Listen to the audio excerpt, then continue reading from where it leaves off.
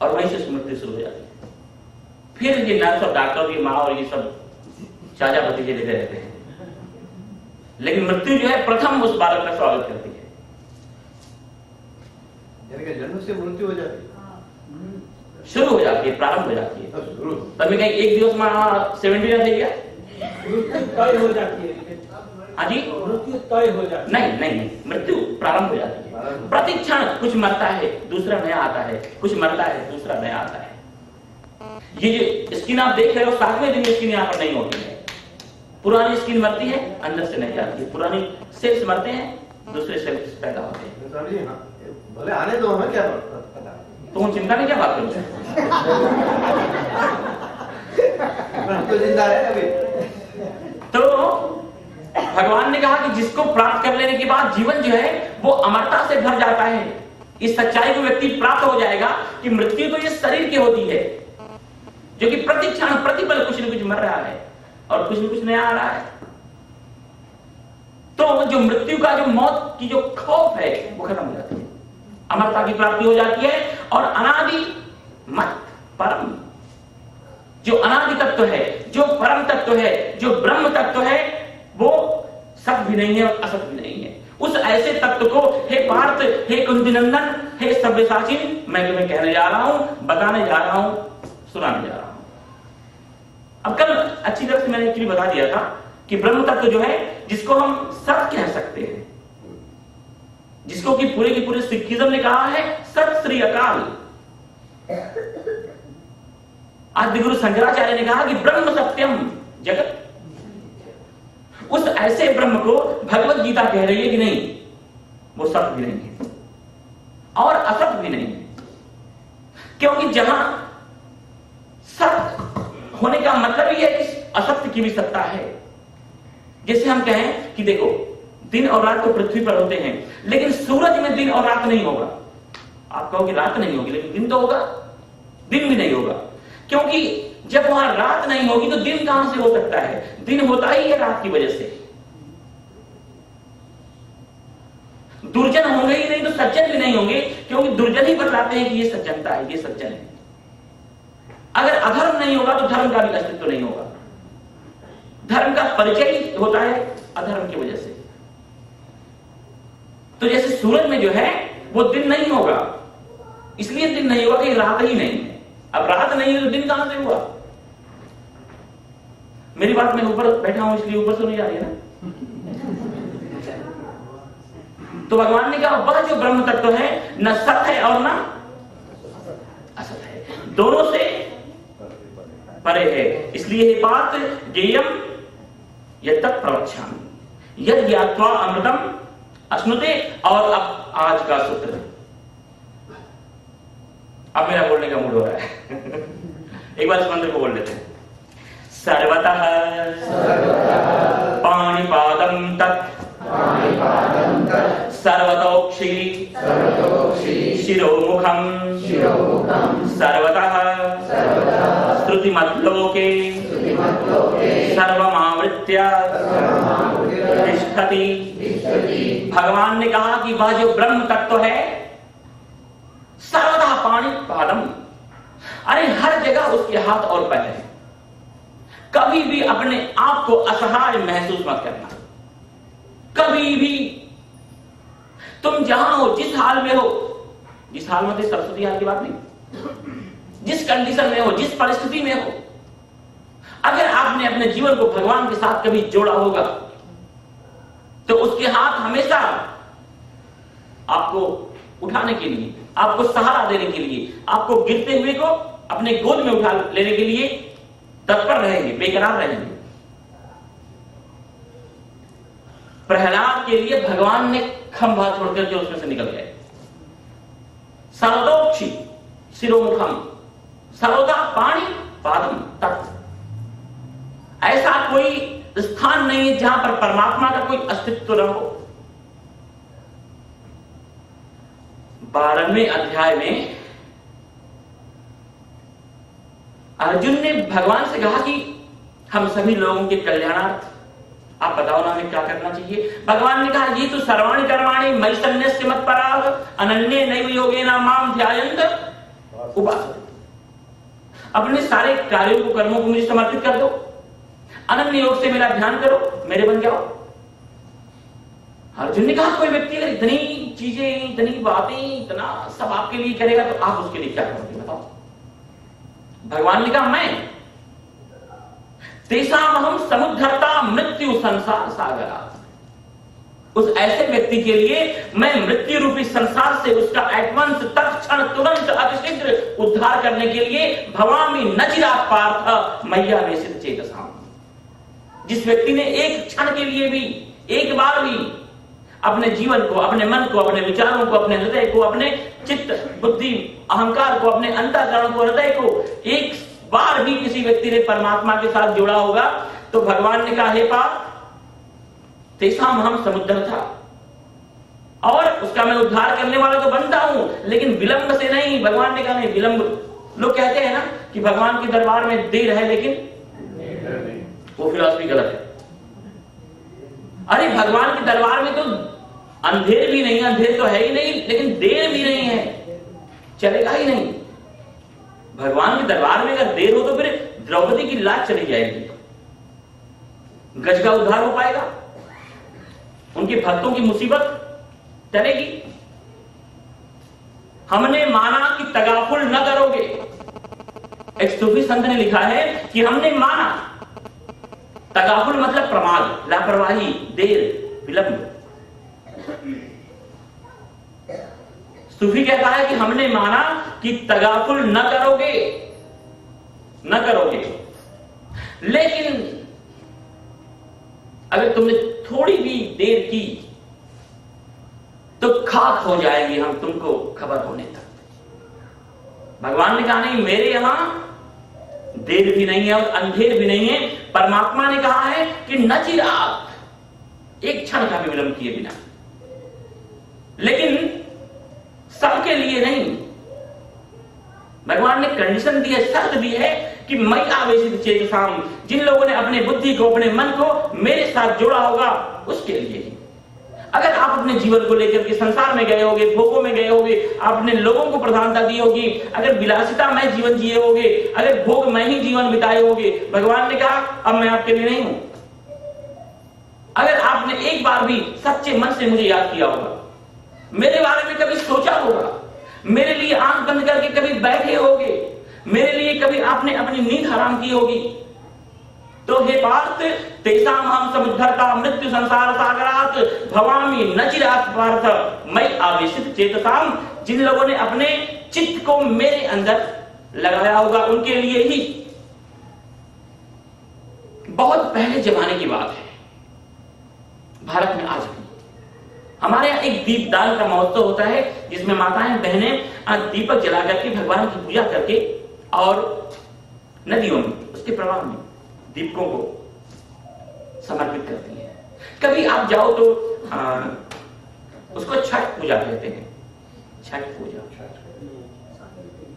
तो वो भगवान का पूजन करके और दीपक जो है नदियों में, अरे साहब छठ पूजा का हाँ देख लीजिए। भगवान कृष्ण काल की घटना है और जरूर सच ही होगी। भगवान कृष्ण बड़े छोटे थे तो सारा का सारा ब्रज दीपदान महोत्सव में सम्मिलित होने के लिए यमुना जी के किनारे जो है जा रहा था कि भगवान का पूजन करेंगे और यमुना महारानी में इन दीपकों को जो है हम प्रवाहित करेंगे। भगवान ने जिद किया कि मैं भी चलूंगा। यशोदा जी ने कहा कि नहीं तुम शरारती हो, यहीं रहो, तुम्हें वहां जाने की जरूरत नहीं है। भगवान ने कहा अरे हद हो गई, सारे के सारे ग्वाल बाल जा रहे हैं, ये गोपियां जा रही हैं, मैं यहां रहकर क्या करूंगा, मुझे भी आना है। जब बहुत जिद किया तो यशोदा जी ने कहा कि लेकिन मुझे तुम्हें ले जाने का मन नहीं हो रहा। तो सभी ने जिद किया कि नहीं चलने दो, कोई बात नहीं है, हम जिम्मेदारी लेते हैं कि ये शरारत नहीं करेगा। तो फिर भगवान कृष्ण को यशोदा जी ले गए और अब भगवान कृष्ण और शरारत न करेंगे तो हो ही नहीं सकता है। इसलिए तो पुष्टि मार्ग वाले भगवान को बड़े ही नहीं होने देते। नहीं, मुझे एक्सेप्ट ही नहीं है, कबूल ही नहीं है किसी गोपी के साथ घूमे। वो किसी गोपी के, किसी राधा के गले में बांह डाले नहीं। तो अपनी अपनी निष्ठा है ये तो सब लोग बैठ वहां पहुंच गए और पूजा में तन्मय हो गए। इतने में यशोदा जी का ध्यान गया कि कृष्ण कहाँ है, और कृष्ण का तो पता ही नहीं। दूर दूर तक पुकार होने लगी, कृष्ण कृष्ण कृष्ण, कहीं पता नहीं, लापता। तब तक किसी गोपी का ध्यान हो गया कि वो देखो दूर कमर भर पानी में खड़ा होकर वो कृष्ण कुछ कर रहा है। और यशोदा जी बहुत नाराज हुई कि अरे कृष्ण वहां तू क्या कर रहा है, मुझे पता था कि तू यहाँ आकर के शरारत किए बिना रहेगा नहीं, इसलिए मैं तुझे ला नहीं रही थी, जल्दी चल पानी में से बाहर निकल। लेकिन कमर पर पानी में खड़ा होकर तू कर क्या रहा है? भगवान कृष्ण ने कहा मैया वो जो दूर दूर से दीपक बह करके आ रहे हैं ना, उनको मैं उठा करके किनारे रख रहा हूं। बोला क्या रे, लेकिन ये भी तूने क्या धंधा उठा लिया, और तू कितने दीपकों को किनारे रखेगा, क्योंकि यहाँ ब्रज के ही दीपक थोड़ी हैं, यहाँ इसी गांव के दीपक थोड़ी हैं, ढेर सारे सुदूर गांवों से बह करके दीपक चले आ रहे हैं, कितने कितने दीपकों को उठाकर किनारे रखेगा? भगवान ने कहा और दीपकों की जिम्मेदारी मेरी नहीं है, लेकिन जो दीपक बह करके मेरी तरफ आ रहे हैं ना, उनको तो मैं किनारे रख ही दूंगा। तो भगवान ने कहा मई आवेशित चेतसाम, अगर आपने अपने मन को, अपने बुद्धि को, अपने विचारों को, अपने हृदय को, अपने चित्त को अगर आपने परमात्मा के साथ जोड़ा है, तो भगवान ने कहा तेसाम हम समुद्रता भवामी नचिरात तब चट एट वंस तुरंत। लेकिन अगर आपने मन से सोचा होगा किसी और के बारे में, भगवान कहने चले तो परमात्मा ने कहा सर्वदा पाणी, उस परमात्मा का, उस ब्रह्म तत्व का हाथ हर जगह है। अगर प्रेम से पुकारोगे तो किसी भी दुशासनी आसुरी प्रवृत्ति जो कि आपको नग्न करने के लिए अट्टहास कर रही हो, भगवान के हाथ को वहां तक पहुंचते देर नहीं लगेगी। और उसकी पहल भी हर जगह है, उसको दौड़ करके नहीं आना पड़ेगा, केवल मात्र प्रेम की बात है। जब द्रौपदी ने कहा कि हे द्वारिकावासिन, अगर अब तुम नहीं आए तो तुम्हारे भक्तों का तुम्हारे ऊपर से विश्वास उड़ जाएगा। भगवान ने कहा द्रौपदी तूने पुकारने में देर की, मैं वहां खड़ा होकर के तेरी प्रतीक्षा कर रहा था कि बस तू मुझे पुकारे और तूने पुकारा भी तो द्वारिका वासी कह करके पुकारा, इसलिए मुझे बाया द्वारिका होकर के आना पड़ा, थोड़ी देर तो लगेगी ना। सर्वदा पाणी पादम तक सर्वदोक्षी, वह जो ब्रह्म तत्व है उसकी आंखें कुछ भी उससे छिपा नहीं सकते हो। अपने पत्नी से कुछ छिपा सकते हो, वो भी बड़ा मुश्किल है। एक मुझे अच्छा लगा, ऐसे मैं सुन रहा था तो एक व्यक्ति ने कहा कि ये आप लोगों के लिए कि जब पति शाम को लौटे ना, उसके ऊपर बस बरसना शुरू कर दो, डांटना शुरू कर दो, चिल्लाना शुरू कर दो। आपको रीजन पता हो या ना पता हो, उसको पता होगा।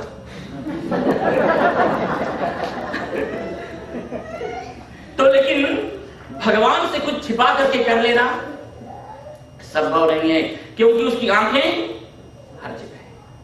इस बात को सोच करके चलो, मान करके चलो कि उसकी दृष्टि, उसकी नजर हमेशा आपको देख रही है।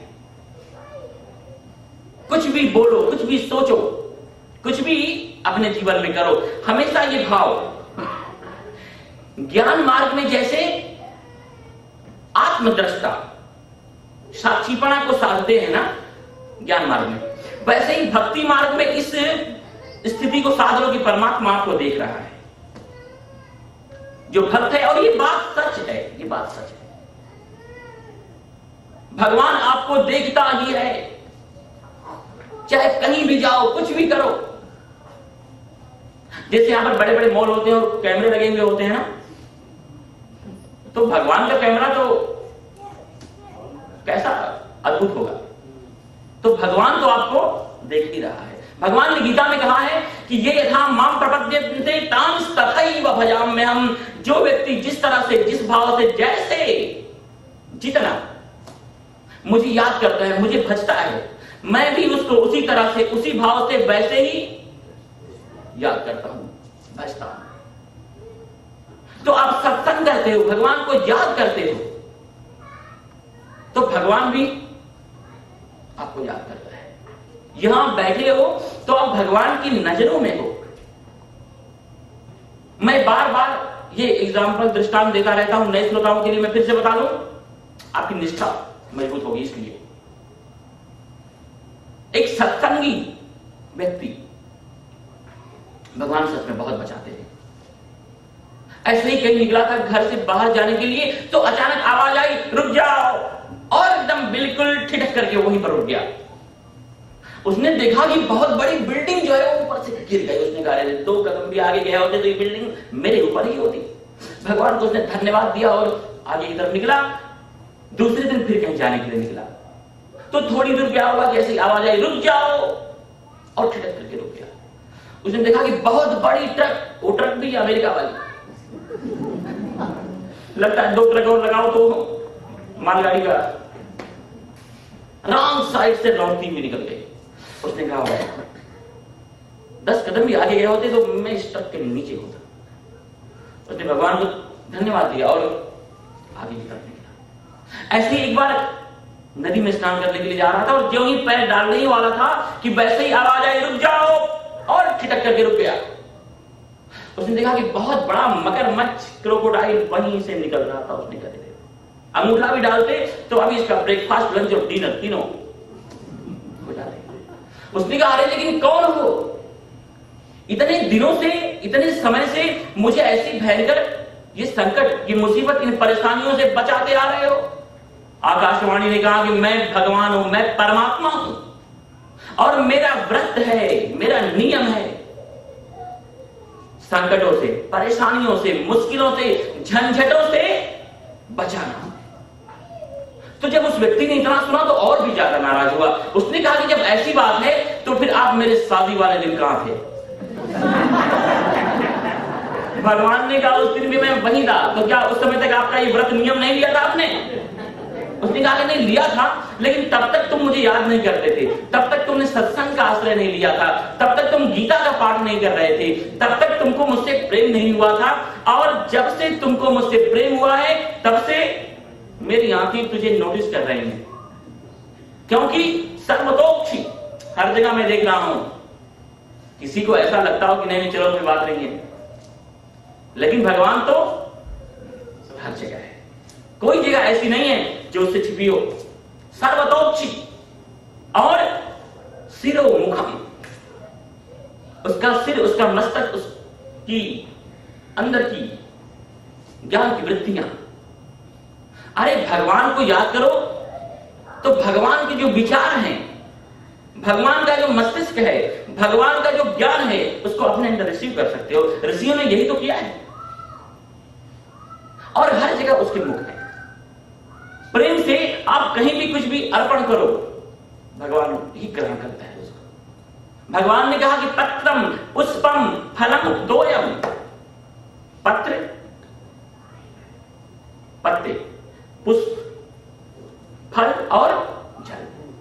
जो व्यक्ति श्रद्धा के साथ मुझे समर्पित करता है, लेकिन मनुष्य का मन इतना स्वार्थी है ना कि अपने अपने उस स्वार्थ के अनुसार उसके अर्थ भी कर लेता है।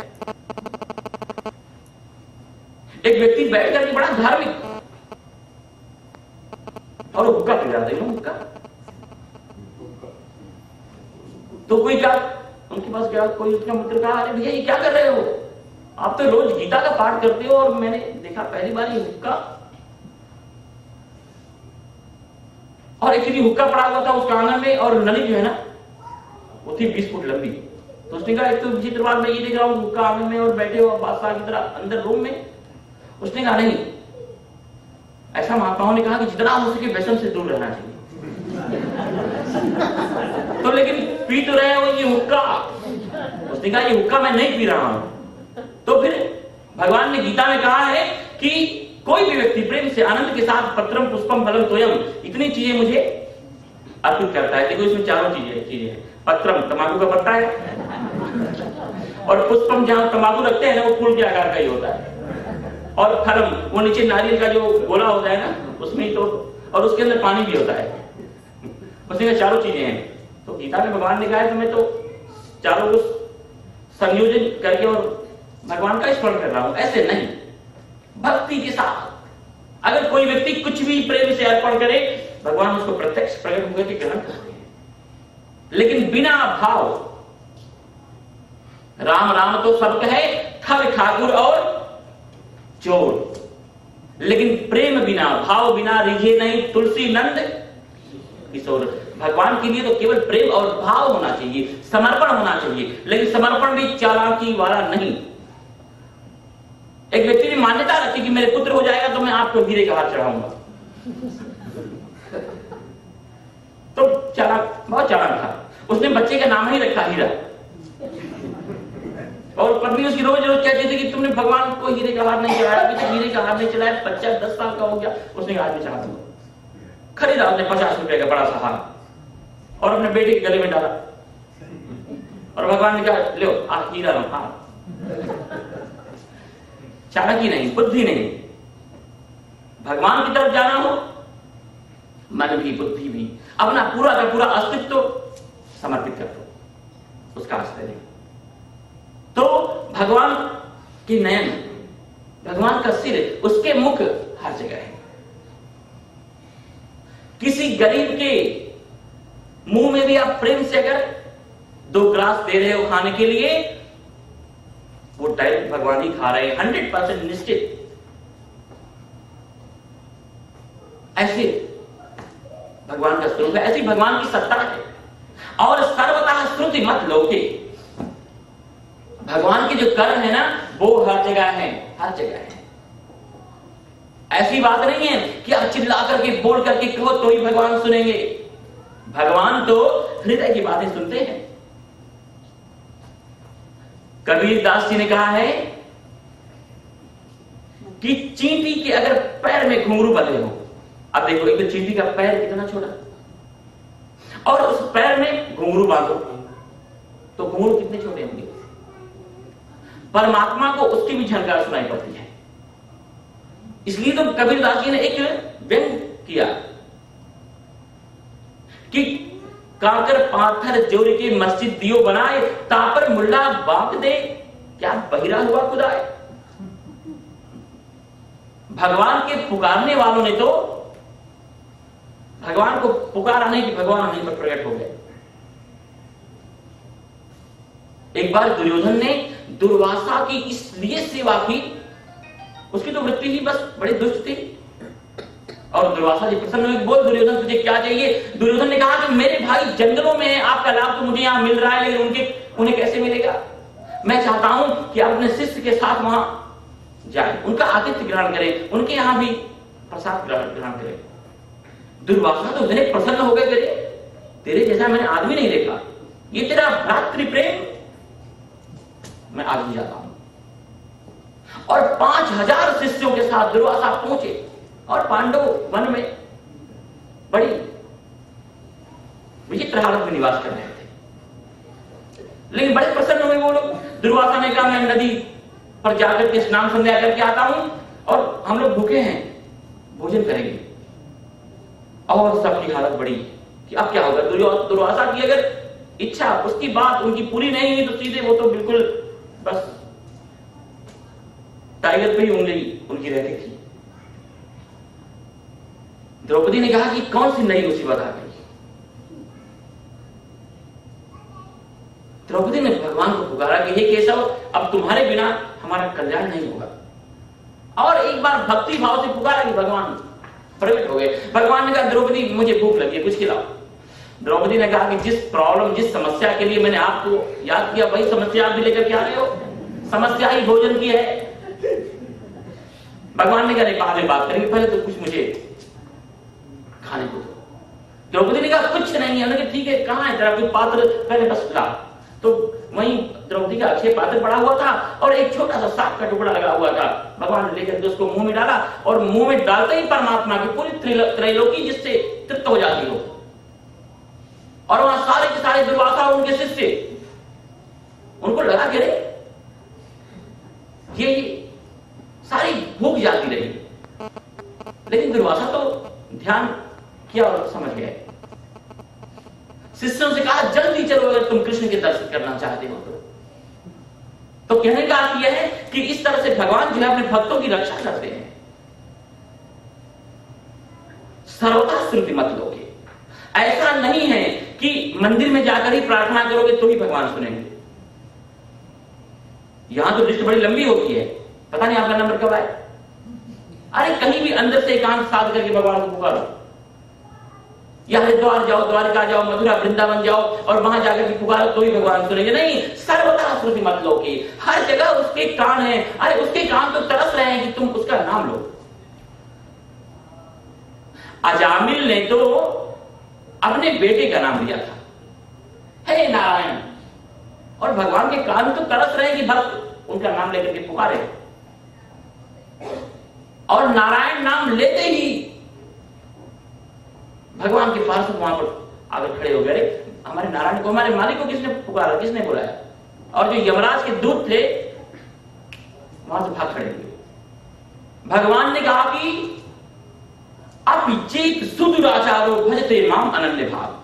अगर कोई व्यक्ति दुराचारियों का भी शिरोमणि है, बॉस है, अगर सम्यक व्यवस्थित हो हिंसा, एक बार भी उसने निश्चय कर लिया कि नहीं, जीवन का लक्ष्य, जीवन की मंजिल तो परमात्मा ही। भगवान ने कहा फिर तो साधुरेव समंतव्य सम्यक व्यवस्थित हो हिंसा, वो साधु ही मानने योग्य है। और क्षिप्रम भवत धर्मात्मा सस्वच्छांतिम निगच्छति कौन्तेय प्रति जानेहि न मे भक्ता प्रणश्यति। मेरे भक्त का कभी पतन मैं होने ही नहीं देता। भगवान राम ने रामायण में कहा है कि सन्मुख होई जीव मोहि जबहि जन्म कोटि अघना समुद्र। एक बार बस केवल उनको हम पुकारे भाव से, श्रद्धा से, दिल से, तो सर्वदा श्रुति मत लो की, हर जगह उसके कान है, बस केवल पुकारने वालों की। लोग कहते हैं भगवान आते नहीं, लोग कहते हैं भगवान क्योंकि द्रौपदी की तरह से बुलाते नहीं। अगर द्रौपदी की तरह से हम बुलाए ना तो कमाल हो जाए। लेकिन कई बार एक्चुअली मन बड़ा स्वार्थी है, जब तक उसके ऊपर संकट नहीं आता है, कोई मुश्किल परेशानी नहीं आती है। इसलिए तो मां कुंती ने भगवान से दुख मांगा कि अरे वो सुख जाए भाड़ में, जो भगवान का विस्मरण करा देता है। मुझे तो वो दुख चाहिए जो पल छिन छिन तुम्हारी याद दिलाता है।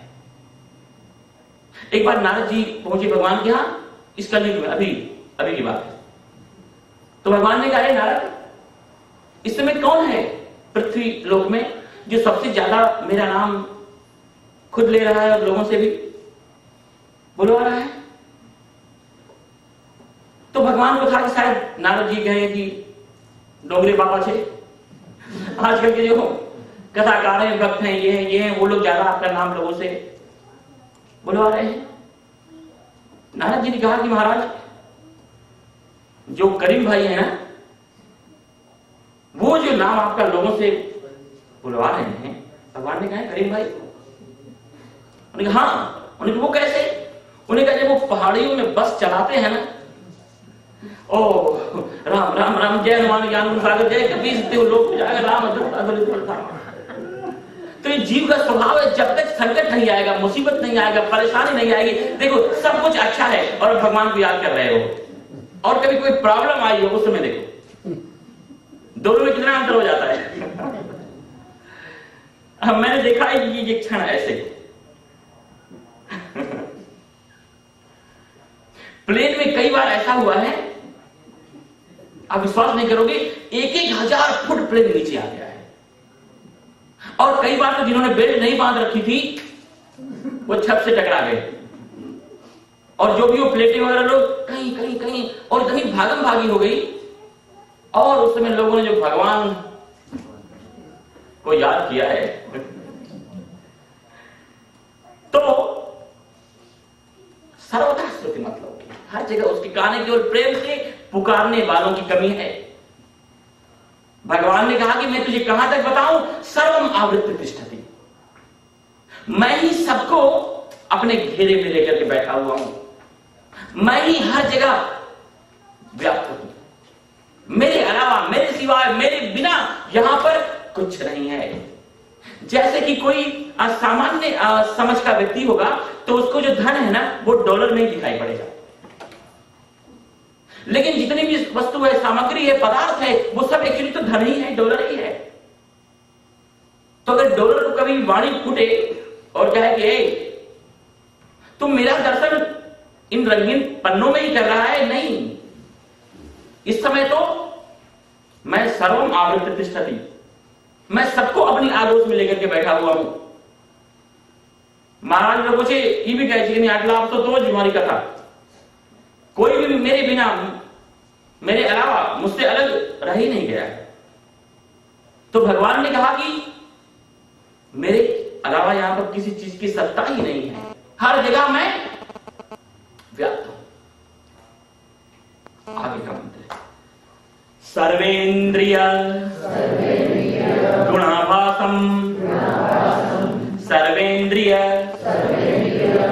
विवर्जितम असक्तम सर्वभृच्चैव निर्गुणम गुणभोक्तृ च। वह ब्रह्म तत्व कैसा है? सर्वेंद्रिय गुणाभासम, ब्रह्म तत्व जो है वो संपूर्ण इंद्रियों के जो विषय हैं उनको जानने वाला है। भगवान ने कहा कि अहम सर्वस्य भोक्ता, यज्ञ तपसाम, हर चीज का भोगने वाला तो मैं हूं। इसलिए भगवान ने कहा तुम अपनी भोग वृत्ति छोड़ो, क्योंकि तुम्हारी जो भोग वृत्ति है संसार तुम्हें मार डालेगा। तुम तो केवल कर्तव्य बुद्धि, ज्ञान के लिए संसार में प्रवेश करो, जीवन निर्वाह के लिए प्रवेश करो, भोग बुद्धि के द्वारा नहीं। वास्तव में सभी इंद्रियों के विषयों को, पदार्थों को भोगने वाला कौन है? हकीकत में परमात्मा ही है। सर्वेंद्रिय गुणाभासम, हर प्रकार के गुणों को, हर प्रकार की इंद्रिय के विषयों को वो जानने वाला है। और सर्वेंद्रिय विवर्जितम, हर प्रकार की इंद्रियों से वो अलग है। क्या उसका स्वरूप है? बिनु पद चले सुने बिनु काना, बिनु कर कर्म करे विधि नाना, आनंद रहित सकल रस भोगी, बिनु बाणी बक्ता बड़ जोगी। ऐसा वह ब्रह्म तत्व है। बिना ब्रह्म तत्व को के जाने संबंध कैसे हो सकता है? ऐसा कभी किसी ने कहा कि ये मेरी पत्नी है लेकिन मैं जानता नहीं हूं इसको। हाँ, छेल्ले एवी भी सिचुएशन आवे छे कि लोग कहे छे, कई बार लोगों मैंने ये भी कहते सुना है, मैं तो उसको पहचान लेता ना तो मेरा खलखड़ हो जाता। तो बिना ब्रह्म तत्व के समझे, बिना ब्रह्म तत्व को अच्छी तरह जाने संबंध कैसे हो सकता है उसके साथ? खाए। और ब्रह्म तत्व का परिचय तो परमात्मा ने गीता में दिया है कि देखो सर्वेंद्रिय गुणाभासम सर्व इंद्रिय विवर्जितम, हर प्रकार के इंद्रियों के वह गुणों को जानने वाला है, विषयों को जानने वाला है, भोगों को अच्छी तरह से परखने वाला है, और हर प्रकार के इंद्रियों से वो अतीत है, परे है। और असक्तम, कहीं भी उसकी आसक्ति नहीं है, उसके बाद भी सर्वभृच्चैव, सबका भरण पोषण कर रहा है वो अनासक्त होकर। एक बार शिवाजी महाराज कुछ अकाल पड़ा तो बहुत बड़े उन्होंने दुर्ग का निर्माण शुरू कराया, जिससे लोगों को थोड़ा सा राहत मिले। तो उनके जो गुरु थे समर्थ स्वामी रामदास जी महाराज, वो आए और कहा करे शिवा क्या कर रहा है तुम? तो शिवाजी ने कहा कि महाराज अकाल पड़ा हुआ है, प्रजा दुखी है, भूखी है, इसलिए मैं इस दुर्ग का निर्माण करा रहा हूं कि सबको थोड़ी रोटी, सबका जरा भरण पोषण हो जाए। तो लेकिन ये बात उन्होंने थोड़ी अहंकार से कही। समर्थ स्वामी रामदास जी ने कहा शिवा बहुत बहुत अच्छा काम कर रहे हो तुम, मैं बड़ा प्रसन्न हूं, खुश हूं। तो ऐसी बातचीत के दरमियान कहा शिवा जरा ये चट्टान को तोड़ना तो सही। तो उठा करके मुंदर और शिवाजी ने 2 टुकड़ा कर दिया। तो उसमें देखा है छोटी सी मेढकी बैठी हुई थी। समर्थ स्वामी रामदास जी ने कहा शिवा इसका भरण पोषण कौन कर रहा है? तूने कुछ इसके लिए भी व्यवस्था? उन्होंने कहा नहीं महाराज मुझसे गलती हो गई। वास्तव में सबका भरण पोषण तो परमात्मा कर रहा है। हमको जो है वो वहम हो जाता है, भ्रम हो जाता है कि हम कर रहे हैं, हम कर रहे हैं। भगवान ने गीता में कहा कि अहंकार विमूढ़ात्मा कर्ता हम इति मन्यते, वो मूढ़ है जो हर चीजों में अपने आप को करने वाला मानता है। सच्चाई तो यह है कि करने वाला वास्तव में कौन है? परमात्मा ही है। लेकिन अनासक्त होकर के हर जगह वो आसक्ति से रहित है, परंतु सर्वभृच्चैव, सबका भरण पोषण वही कर रहा है। निर्गुणम, निर्गुण है, निराकार है, उसके बाद भी गुण भोक्तृचा, गुणों को भोगने वाला भी है।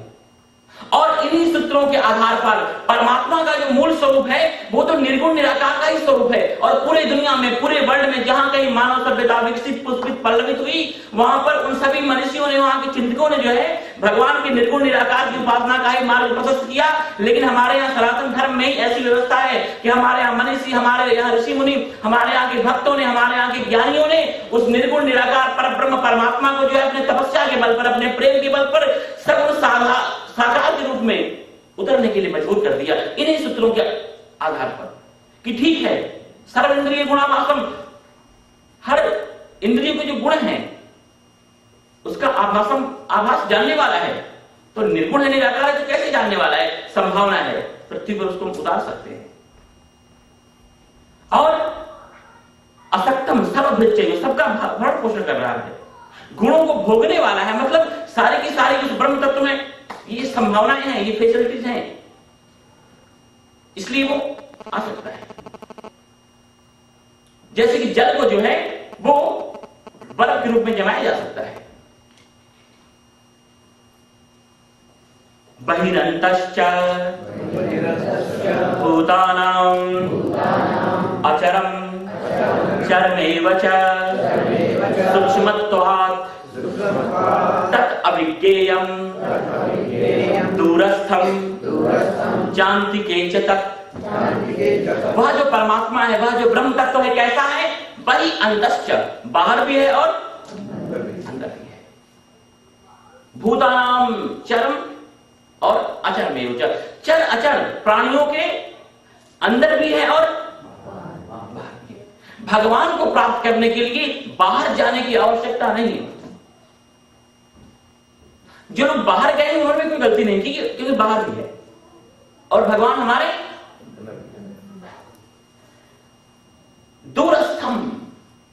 अगर आपका मुंह संसार की तरफ है, भोगों की तरफ है, वासनाओं की तरफ है, पदार्थों की तरफ है, लोगों की तरफ है, तो आपके लिए भगवान बहुत दूर है। और जिन्होंने अपने विचारों में, अपने वृत्तियों में, अपने स्वभाव में परमात्मा को बसाया है, उनके लिए चांद के सबसे नजदीक अगर कोई है परमात्मा। आप जिनको अपना मानते हो वो भी नहीं, नजदीक से नजदीक अगर कोई तत्व है तो कौन सा है? परमात्मा। लेकिन किसके लिए है? जिसने उस परमात्मा को फील किया और कभी अनुभव किया, उसके लिए। और सूक्ष्मत्वाद, वह सूक्ष्म तो इतना है कि कोई यंत्र नहीं बन सकता है जिसके द्वारा उसको आप देख सको। तो सूक्ष्मत्वाद तत् अविज्ञेयम, सूक्ष्म होने के कारण वो अविज्ञेय है। बुद्धि की क्या मजाल है कि उसको परख ले। और भक्ति हो, प्रेम हो, तो भगवान ने कहा तस्याहं न प्रणश्यामि और साच में न प्रणश्यति। कैसे है वो श्लोक? यो माम पश्यति सर्वत्र। अगर हम हर जगह परमात्मा को ही देख रहे हैं, अगर हर जगह अपने स्वार्थ को हम देख रहे हैं, हर जगह अपने लोक को हम देख रहे हैं, हर जगह कैसे अपने इंद्रियों को, कैसे अपने इस भोगी मन को हम तृप्त कर सकते हैं, अगर वासनाओं का ये दर्शन हर जगह कर रहे हैं, उसके लिए नहीं। भगवान ने कहा है पार्थ, जो व्यक्ति हर जगह मुझे ही देख रहा है उसके लिए तो मैं कभी अदृश्य होता ही नहीं, और वो मेरे लिए कभी अदृश्य ओझल नहीं होता है। सूक्ष्मत्वात् तत् अविज्ञेयम् दूरस्थम चान्तिके च तत्, वह ऐसा विलक्षण तत्व है। और कैसा है? अविभक्तम च भूतेषु विभक्तम इव च स्थितम भूत भर्तृ च तज्ञेयम् ग्रसिष्णु प्रभविष्णु च। भगवान कह रहे हैं कि वह ब्रह्म तत्व, वह परमात्मा, वह अनंत कोटि ब्रह्मांड नायक जो है, अविभक्तम च भूतेषु, सब में वो अविभक्त है, बटा हुआ नहीं है, लेकिन विभक्तम इव च स्थितम, विभक्त की तरह, अलग अलग की तरह लग रहा है, लेकिन वास्तव में वो अलग अलग नहीं है।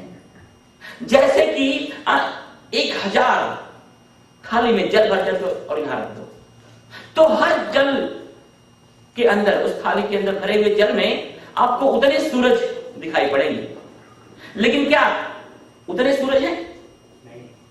सूरज तो एक ही है, वो दिखाई पड़ेगा आपको 10,000 थाली में, 10,000 के रूप में। तो अविभक्तम च भूतेषु, गाय में, कुत्ते में, चांडाल में, या कोई भी जानवर क्यों ना हो, कोई भी पक्षी क्यों ना हो, कोई भी जगह क्यों ना हो, सबके अंदर वो अलग अलग दिखाई पड़ेगा। और कई बार उसके स्वभाव के कारण जरा बड़ा विचित्र जैसा भी आपको लगेगा। जिस तरह से देखो, घर में जितने इलेक्ट्रिकल इंस्ट्रूमेंट हैं, चाहे वो फ्रिज हो, चाहे वो हीटर हो, चाहे वो पंखा हो, चाहे वो लैंप हो, सबकी प्रकृति अलग अलग होने से वो अलग अलग दिखाई पड़ते हैं, लेकिन सबके अंदर जो इलेक्ट्रिसिटी है वो क्या अलग अलग है क्या?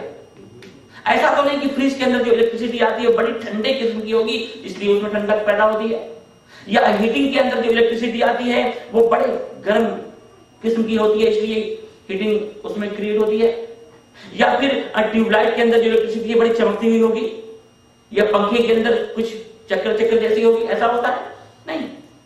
हर यंत्रों के प्रकृति के अनुसार वो अलग अलग रूप में दिखाई पड़ता है, लेकिन जो इलेक्ट्रिसिटी है, जो पावर है, जो ऊर्जा है, जो एनर्जी है, वो तो एक ही है। तो हर व्यक्ति के अंदर, हर प्राणी के अंदर, सबके अंदर वह विभक्त हुआ सा दिखाई पड़ता है, लेकिन वास्तव में अविभक्त है। भगवान ने कहा कि अविभक्तम च भूतेषु विभक्तम इव च स्थितम, और भूत भर्तृ वही प्राणी मात्र का पोषण करने वाला है विष्णु रूप से, वही ब्रह्म तत्व जब संसार का पालन पोषण करता है तो उसको क्या कहते हैं? भगवान विष्णु। और प्रभु विष्णु जब वो जन्म देता है, क्रिएट करता है, तो उसको हम कहते हैं ब्रह्मा। और ग्रसिष्णु जब सबको ग्रस लेता है, खत्म कर देता है, प्रलय कर